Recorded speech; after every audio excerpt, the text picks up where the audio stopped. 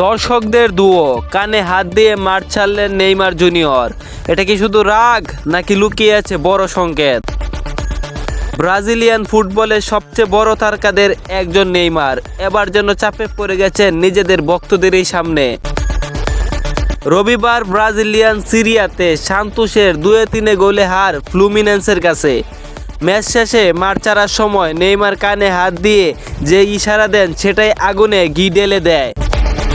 দর্শকদের দুয়ো সমালোচনা সবকিছুর জবাব দিয়েছেন নেইমার নিজেই। সোশ্যাল মিডিয়ায় খুব জেরে তিনি বলেন, একটা ছোট্ট বিষয় নিয়ে আমাকে ব্যাখ্যা দিতে হচ্ছে, আপনারা সীমা ছাড়িয়ে গেছেন। 34 বছর বয়সে শৈশবের ক্লাব সান্তোসে ফিরে 11 গোল ও 4 অ্যাসিস্ট খারাপ না, কিন্তু চলতি মৌসুমে দলের পারফরমেন্স একেবারেই হতাশাজনক। শেষ 5 ম্যাচে মাত্র 1 জয়। প্রশ্ন এখন একটাই, এই পারফরমেন্স কি প্রভাব ফেলবে 2026 বিশ্বকাপে নেইমারের জায়গার উপর? ব্রাজিল কোচ কার্লো আনচেলতি বলছেন, ফিট থাকলে নেইমার এখনও পরিকল্পনায় আছেন, কিন্তু বাস্তবতা বলছে দলে জায়গা পাওয়া এখন আর সহজ নয়।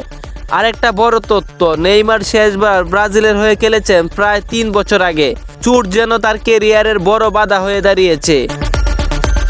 তাহলে কি নেইমারের সময় শেষের পথে, নাকি আবারও কামব্যাক করে সবাইকে চুপ করাবেন? কমেন্টে আপনার মতামত জানাতে ভুলবেন না। আর আমাদের চ্যানেলে নতুন হয়ে থাকলে অবশ্যই একটা সাবস্ক্রাইব করে আমাদের সাথেই থাকবেন। ধন্যবাদ।